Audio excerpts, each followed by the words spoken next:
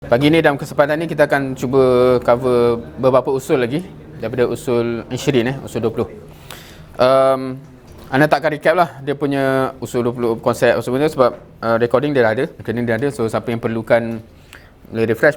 So kita terus masuk usul keempat . Tapi ingat lagi usul pertama pasal Islam yang syumul, nizamun syamilun kan. So kedua sumber hukum syariat, Quran dan sunnah. Dah tu Quran difahami dengan bahasa dia, sunnah dengan ilmu rijal. Yang ketiga, siapa ingat? Yang ketiga mimpi. Yang kita dah cover, yang ketiga. Bukan. Intasan nanti kasih mimpi bukan dari dalam syarak. Yang pasal tu maknanya kita acknowledge ada je orang yang Allah beri kelebihan-kelebihan tertentu tapi dia tak boleh jadi dalil sandaran syarak . So kita masuk yang keempat insya-Allah. Wat tamaim. Kalau kat sini antara sini kalau bahasa Indonesia ada jimat tapi azimat warruqa ataupun jampi ataupun ruqyah, wal wada' kat sini tangkal, wal ma'rifah ataupun klaim tahu mengetahui benda-benda lah, wal kahanah dan kahin ataupun tilik nasib,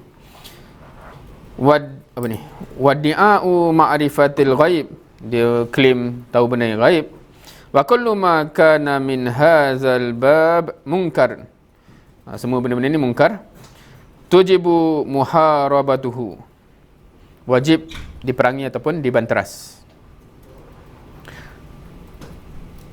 Lepas tu ada illa kan, illa ma kan ayatun min Quran au ruqyatun maksur, kecuali yang daripada ayat Quran ataupun ruqyah yang maksur. Maksur ni yang memang kita boleh trace memang dari Nabi SAW lah, bukan dari mana-mana kan.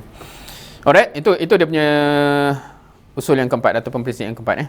So semua jenis azimat, tangkal, jampi, klaim tahu benda gaib dan sebagainya ni, semua benda tu adalah keburukan ataupun kemungkaran yang wajib diperangi. Exception dia apa? Exception dia adalah yang berasal daripada ayat Quran ataupun yang maksud ataupun dari Nabi SAW. So ayat dia begitu maksudnya semua ditolak kecuali exception dia dua tu saja .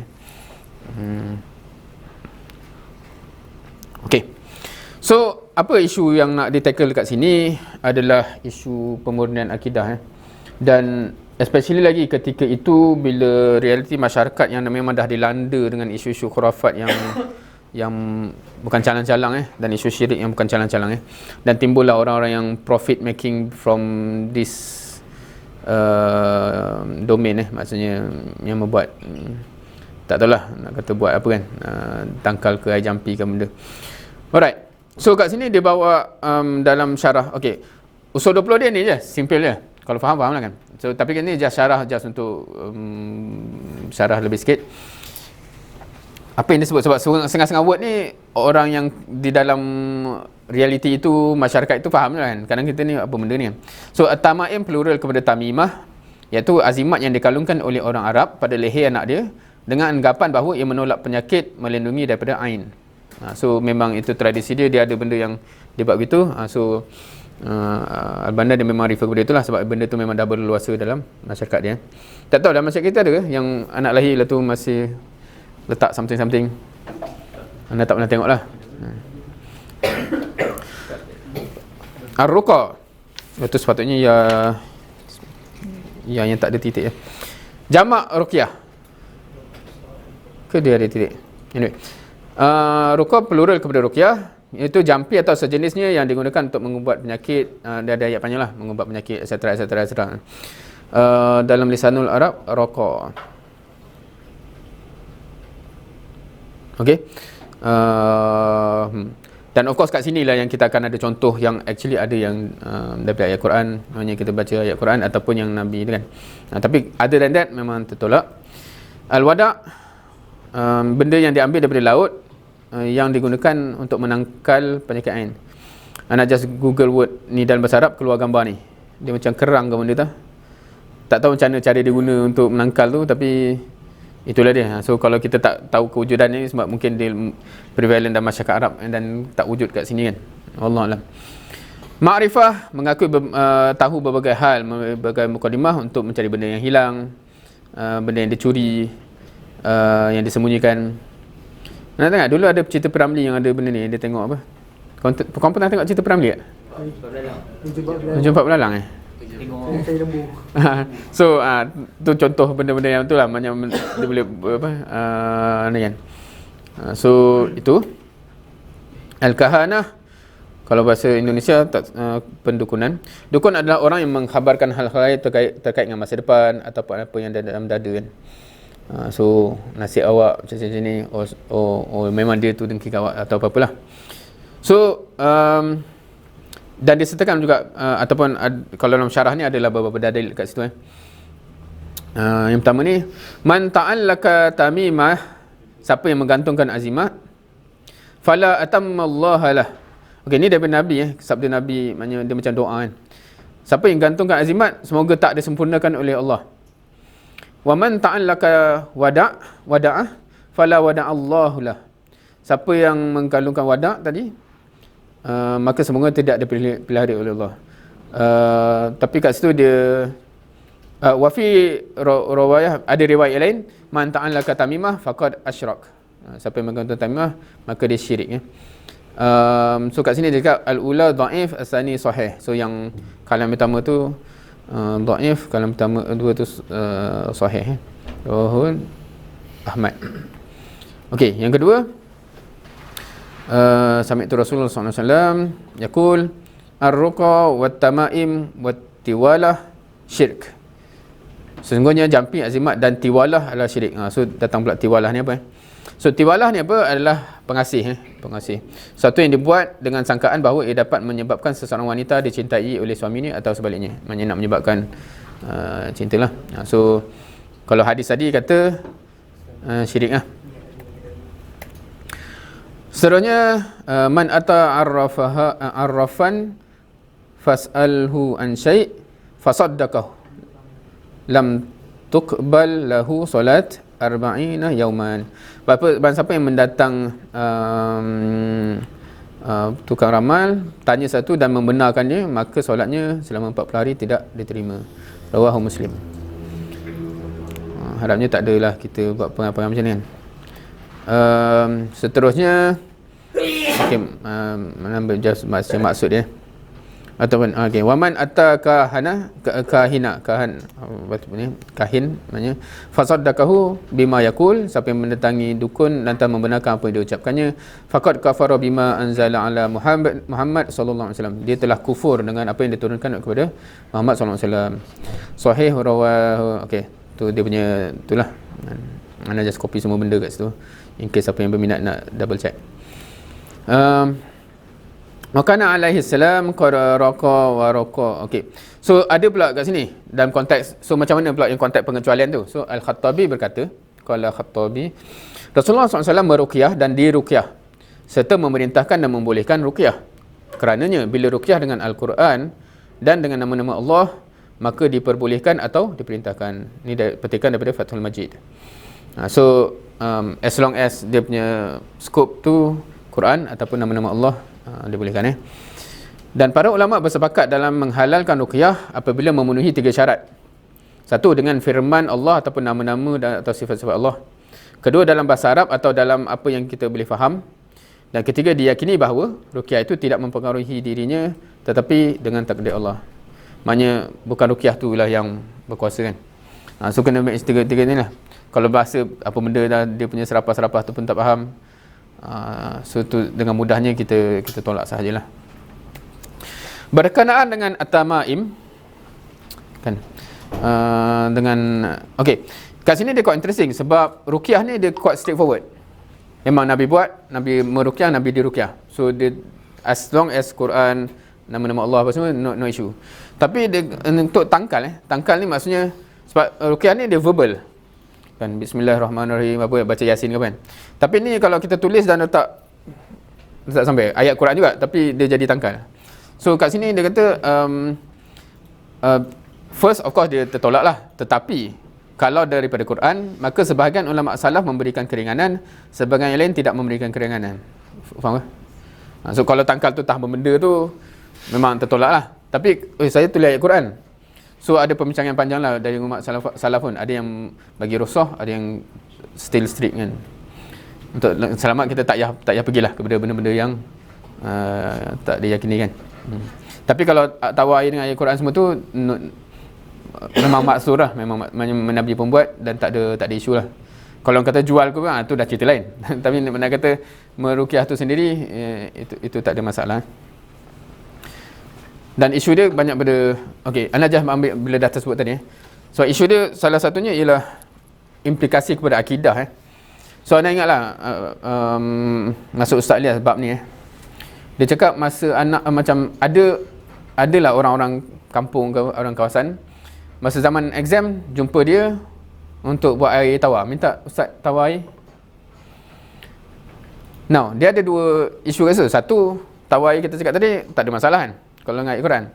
Tapi dia risau kalau mujarab lah anak dia skor, orang percaya kat dia. Faham? So orang Melayu ni dia macam tu kan. Dia macam, oh Ustaz, pergi Ustaz tu kan. So dia jadi lain pula. So sebab tu dia kata, bukan saya tak nak buat. Kalau nak buat, jom kita buat sama-sama.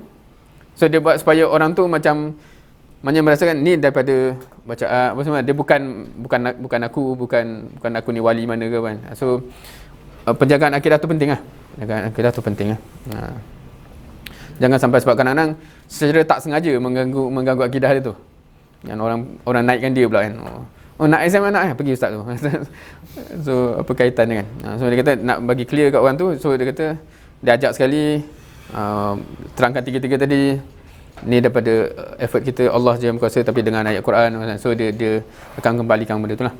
Ada persoalan? Ini simple je. Prinsip yang keempat, straight forward. Mungkin sebab kita ni lahir-lahir dalam keadaan isu kita ni more kepada modernization ni kan. So kadang-kadang apa benda sebenarnya kan. So, kadang-kadang isu kita more kepada sampai yang ekstrim tu menolak terus benda yang gaib. Tu dia another ekstrim lah kan. Kalau orang yang lebih tradisional, benda ni amat berleluasa lah. Anda tak tahu, antum pernah dengar lagi tak macam minta maaf tok nenek, macam mana ayat dia? Tumpang lalu kan. Kita pernah dengar je, tak pernah tengok orang buat kan. Kau pernah? So dia macam cerita lah. Kalau dulu masih real. Okey. Anda lupa nak tulis habis. Usul yang kelima So tinggal usul je kat situ. Betul lah, usul yang kelima. Alright. Okey, so translation ni agak panjang, so itulah yang translation tu yang refer kepada yang warna purple kat atas. Wa ra'yul imam wa naibihi kan.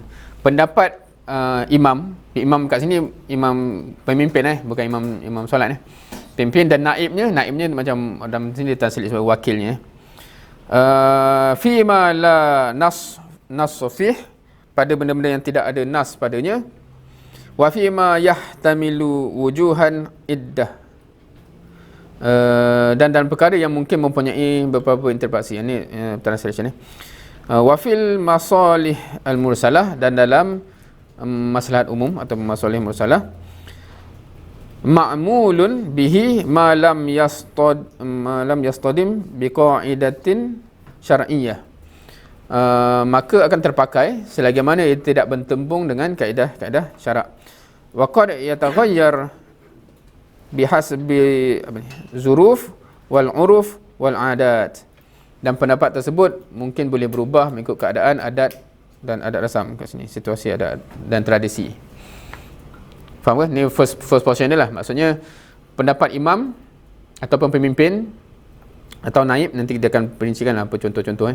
Tapi pendapat pemimpin dalam benda memang tak ada nas, ataupun nas yang ada beberapa interpretasi berbeza, dan untuk masalah umum terpakai selagi mana tak bertembung. Maknanya terpakai tu maksudnya bila kalau dia jadi instruction pemimpin, dia jadi applicable lah. Dia jadi arahan yang applicable dia boleh berubah tu maksudnya pendapat pemimpin tu boleh berubah. Oh, keadaan dah berbeza, kita tukar pendapat dan sebagainya. Dia boleh berubah. Dan seterusnya, wal aslu fil ibadah at-ta'abbud. Asal daripada ibadah ni adalah ta'abbud. totally menyerah diri kepada Allah, dunal al-iltifat fi ilal ma'ani, maknanya tanpa kita tengok makna dia. Maknanya faham kan? Maknanya apa hikmah benda ni? Tak, maknanya kalau dalam ibadah tu apa hikmah 4 rakaat ni? Maknanya tanpa tak payah tengok benda tu pun memang dah ibadah Allah tetap begitu Wa fil adati al-ittifatu ilal asrar wal hikmah wal maqasid. Tapi dalam benda-benda adat harus mempertimbangkan kepada rahsia, hikmah dan tujuan. Right, okay. Usul ni konteks dia apa? Basically dia dalam kategori siasah syar'iyah siasah syar'iyah. Kat sini kadang-kadang dia tafsir siasah syar'iyah dia macam jadi politik Islam ataupun politik syar'i tak tahulah. Tapi anda just stick kepada word salah siasah syar'iyah sebab anda tak sure. Bila sebut politik tu anda selalu macam orang tergambar politik kepartian Tapi kalau siasah tu memang dia lebih luas Kita bukan cakap just isu-isu politik parti tapi politik yang lebih luas. Now, imam, apa yang dimaksudkan imam? Bi'id khalifah ataupun pemimpin umum kaum muslimin. Dan naibihi tu, naib dia apa pula? Wakil imam. Contohnya gubernur, contohnya panglima tentera. So macam dia mewakili pemimpin tu dalam juzuk yang tertentu So bila awal tadi usul tu kata apa? Warra'yul imam wa naibihi tu maknanya pandangan-pandangan presiden ke, kita bukan presiden, prime minister ke, ataupun gubernur kat sini dia panggil apa? Menteri ke apa-apa dah, yang wakil itu konteksnya itu. Maknanya bila dia ada pandangan, so ruang lingkup dia apa? Ruang lingkup ijtihad lah. Bukan ruang lingkup maknanya benda yang memang boleh ijtihad benda yang boleh ijtihad So 3 benda yang disebut tadi tidak ada nas padanya ataupun mempunyai berbagai interpretasi ataupun masalih mursalah ataupun kemaslahatan umum. So kita akan pergi satu persatu secara brief. Tidak ada nas padanya. Nas tu apa benda? Dalil yang memiliki indikasi pasti, yakni qat'i, tidak mengandungi kontra. Bahasa dia guna ni bahasa Indonesia. So dalil yang memiliki indikasi yang pasti. Contohnya okey. Ini contoh yang quite siapa yang familiar? Kalau yang syariah antum belajar benda ni kan? Ke tak? Umur walad boleh jual ke tak ni? Antum tahu ke apa perbahasan dia? Umur walad. Sebab contoh yang dia bagi satu je. So anda nak cuba cari contoh lain sebenarnya sebab contoh ni boleh menyebabkan sebab umur walad ni maknanya ibu kepada budak yang merdeka. Maknanya hamba yang melahirkan anak yang merdeka. So dia cerita hamba lah. So kita macam bila nak cerita benda ni pun jadi kompleks sikit. Kita pun tak hidup dalam ni kan, macam hamba. Dan bila cakap boleh jual lagi kontroversi kan, macam boleh jual hamba kan. So tapi memang dia bawa cerita, dia bawa zaman Khulafa' Rashidin ijtihad tu maknanya masa anda takut tersilap ni. Masa zaman Abu Bakar dia punya maknanya khalifah punya tu ialah boleh dijual. Masa zaman Umar penjualan ni dilarang. Masa zaman Ali dibolehkan balik. So kenapa jadi gini? Sebab dia tak ada nas yang direct pasal isu ni. Wallahu alam. Anda tak tahu nak bagi contoh yang lain sebab memang tak ada contoh kat sini. So maknanya benda yang totally in absence sebab yang lebih banyak kadang-kadang yang banyak interpretasi tu. Tapi ini macam isu real masyarakat dalam struktur masyarakat yang tak ada nas langsung macam itulah. So anda pun tak tahu sekarang apa benda. Wallahu alam. Tapi kita faham je lah. Maknanya kat situ nak memahami kenapa Abu Bakar, Umar, Usman Ali dia boleh tukar-tukar status tu sebab memang tak ada nas. So dia berijtihad lah. Wallahu alam. Faham Kedua, ni pula yang dalam konteks bukan tak ada dalil, tapi dia punya apa interpretasi dia dan manifestasinya dia akan ada beragam Terdapat dalil tetapi memiliki beragam interpretasi. So kat sini of course imam boleh berijtihad.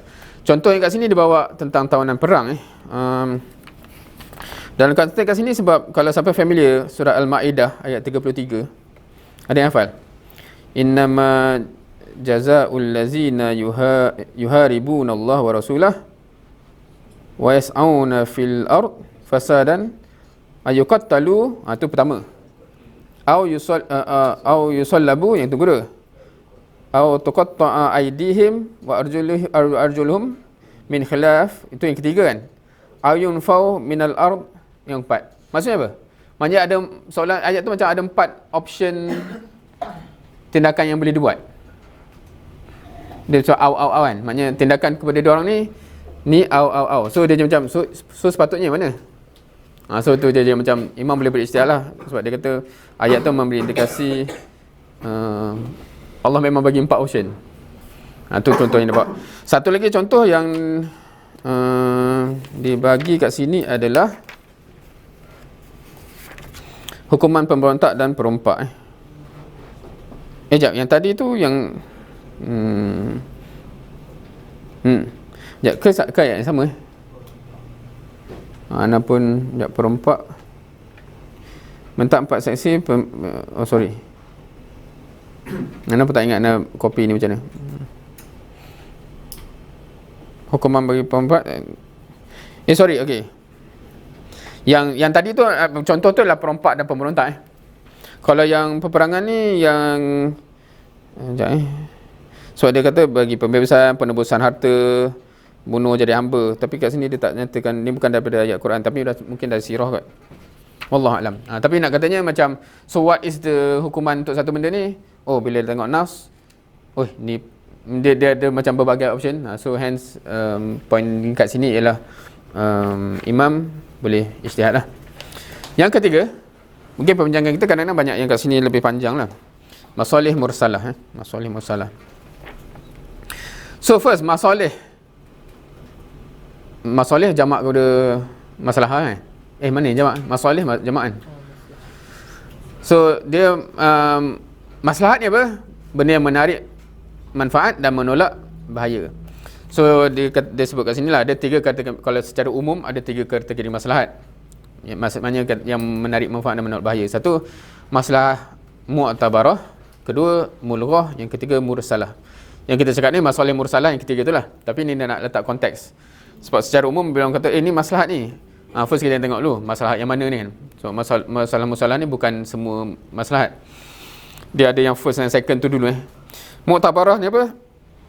Masalah mu'tabarah ni yang valid lah, kemaslahatan yang diakui oleh syariat. Contohnya syariat menjaga agama, menjaga jiwa, menjaga akal, menjaga kehormatan, menjaga harga. Contohnya sebab tu disyariatkan jihad untuk jaga agama, disyariatkan qisas untuk jaga jiwa, disyariatkan hukum untuk arak, hukum hudud untuk arak, untuk akal, hukum hudud untuk zina, untuk kehormatan, hukum hudud untuk mencuri harta contohnya.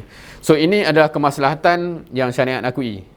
Ni contoh je lah, ada contoh lain kan. Tapi nak katanya, contohnya macam mana dia akui itu bila Allah memang tetapkan hukuman tu untuk jaga benda tu. Tu maslahat yang syariat akui. Contoh je, kalau ambil faham contoh ni obvious Ada juga orang kata ini maslahat juga, tapi dia maslahatan yang dibatalkan ataupun tidak diterima oleh syariat Contoh apa? Kat sini dia bawa contohnya. Kan satu masalah untuk wanita pun dapat bahagian pusaka yang sama. Tapi dia kata tak, bila Allah dah tetapkan pembahagian macam ni, maknanya masalah itu syariat dah overrule lah macam tu kan. Maknanya ataupun kita untuk mengembangkan ekonomi kan, riba ni bagus, ekonomi akan berkembang dengan pesat. Tak, dah diharamkan, so dia jadi masalah yang tidak diterima. Walaupun orang kata yalah, from one angle nampak masalah lah kan, tapi dia masalah yang syariat tak terima So kalau kita faham yang dua tu, baru kita boleh pergi yang ketiga ni lah kan, yang dia bukan yang first, bukan yang second. Maknanya Allah tak cakap memang ini masalah yang kena jaga akal apa semua tu. Dia tak pula letak masalah yang ditolak. So dia macam silent dan mursalah ni ialah dia kena bersifat umum lah, terbebas dari penetap umum yang terbebas dari okay. Mafhum mursalah tu ialah itulah, maknanya dia tidak ditetapkan dan dia tidak dibatalkan Contoh, ini ambil contoh yang pernah berlaku pengumpulan Quran dalam mushaf. Tak ada orang boleh argue memang disyariatkan begitu, tak ada kata macam dihalang, tapi dianggap ini satu masalah yang perlu diteruskan. Dan kalender hijrah, ini contoh-contoh, dua daripada contoh-contoh yang lain lah. Sebab dia ada bagi contoh-contoh yang lain lagi Alright, so walaupun begitu dia ada syarat lah. So first syarat dia ialah maslahat tu kena hakikat, bukan sangkaan. InsyaAllah bagus ni, tak boleh. Dia memang ini betul maslahat. Dan dia umum, bukan peribadi, bukan masalah untuk siapa ni? Untuk saya lah. Apa hal untuk kau lah kan? So maknanya kalau khalifah tu dia buat untuk maslahat diri dia kan, tak boleh lah. Dia kena maslahat, memang maslahat umum dan tak bertentangan dengan hukum yang telah tetap. Alright. So itu konteks masalah-masalah. So bila kita clear benda tu, baru kita kata, oh ni memang ruang ijtihad pemimpin lah.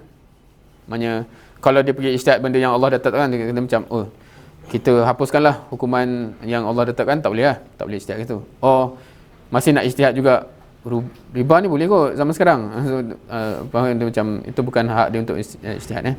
Tapi dalam masalah ilmu musalah yang tak begitu dan betul-betul memang terbukti maslahat dan bukan untuk peribadi.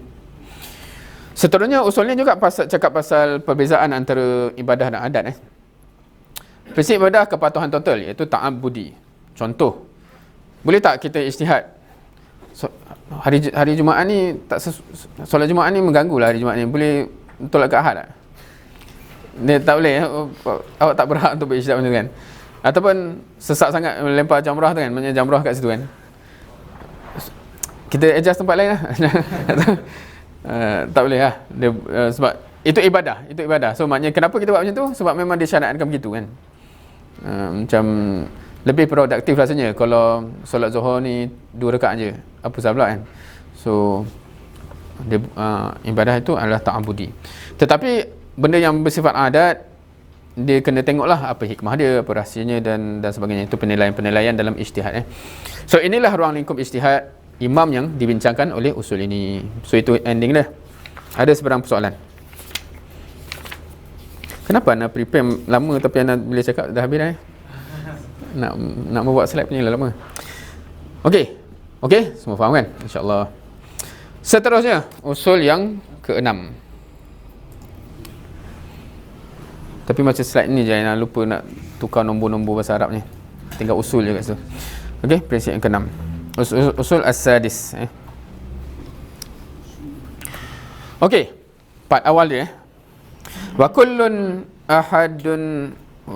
ahadin yu'khazu min kalami wa yutraku illa al-ma'sum sallallahu alaihi wasallam. So setiap orang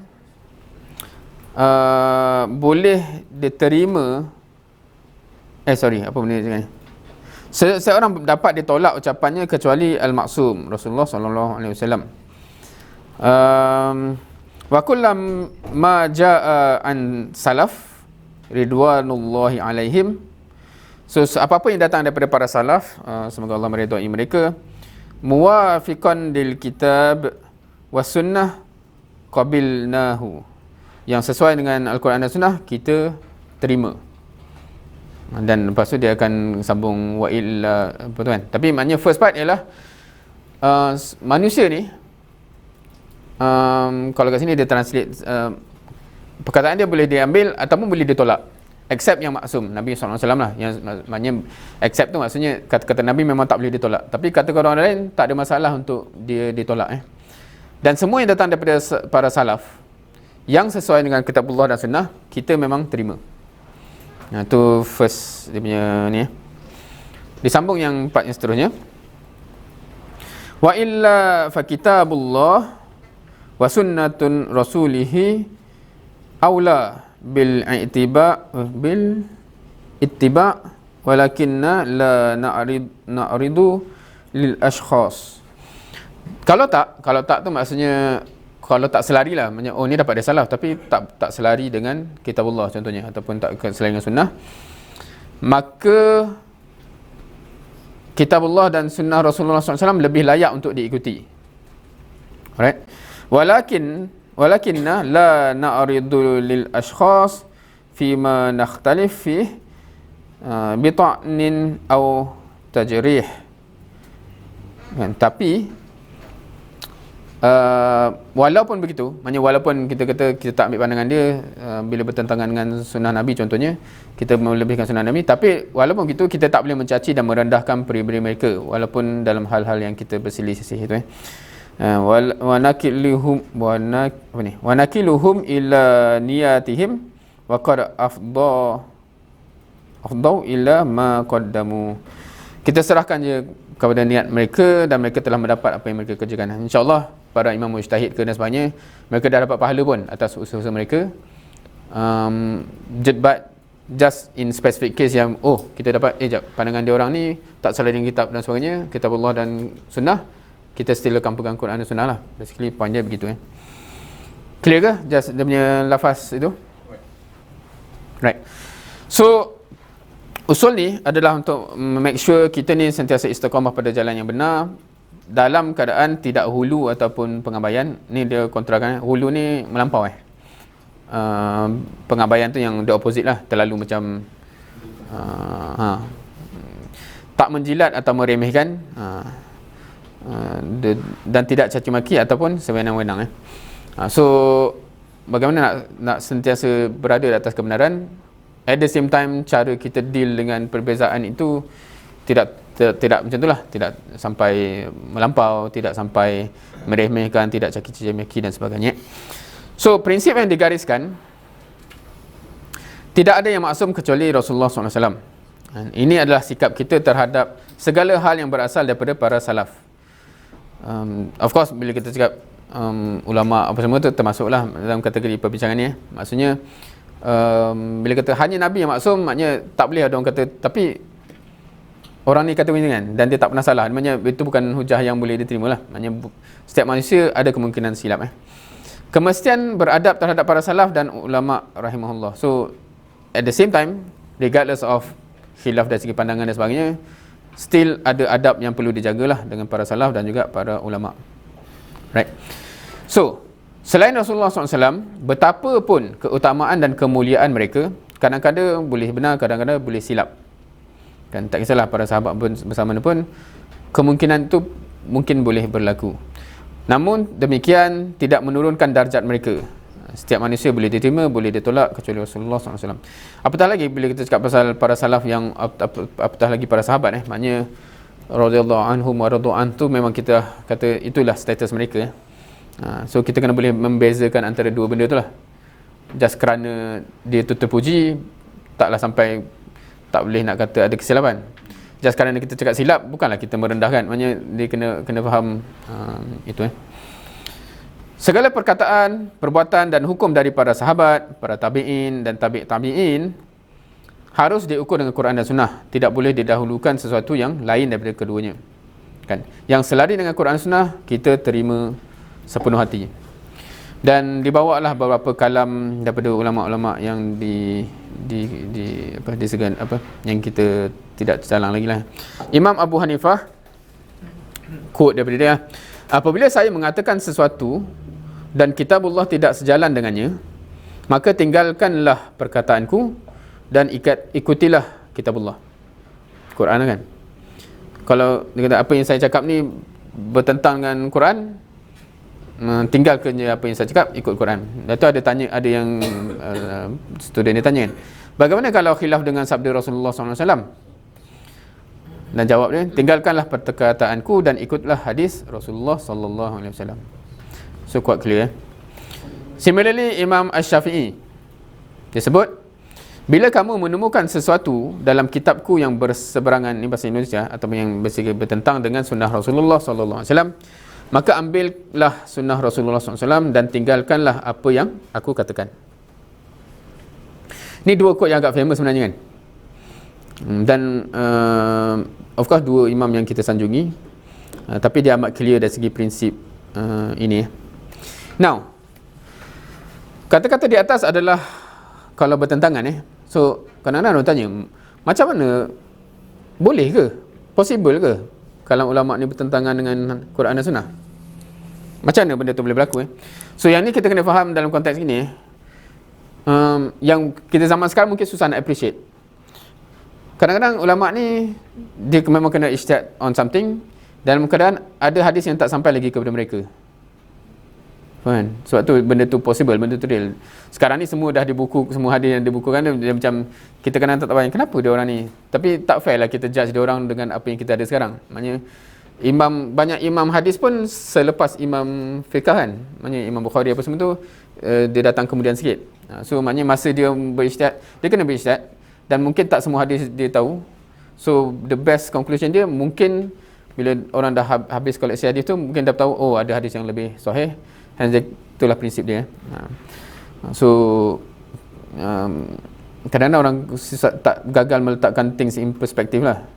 Just kerana kita kata dia silap, bukan merendah pun, sebab itulah keputusan yang paling baik yang dia boleh buat within apa yang dia ada access kan. Bukan dia sengaja tak consider hadis dan sebagainya. Walaupun dalam keadaan tersebut kita ambil Quran dan Sunnah dan kata-kata mereka tidak diambil, ia bukan menjadi lesen untuk merendahkan mereka, apatah lagi mencaci, melimpahkan tuduhan dan sebagainya. Tindakan sebegini bukan ajaran Islam. So clear cut wallahu alam. Itu adalah prinsip ke-6. Ada sebarang perbincangan? Clear kan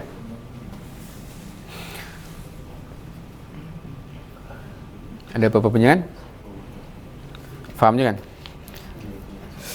Okay, alhamdulillah. So itu adalah prinsip 4, 5, 6. So kita dah cover 1, 2, 3 last time. So yang ni 4, 5, 6. InsyaAllah kita akan cover lagi usul-usul yang akan datang pada daurah yang akan datang lah, insyaAllah.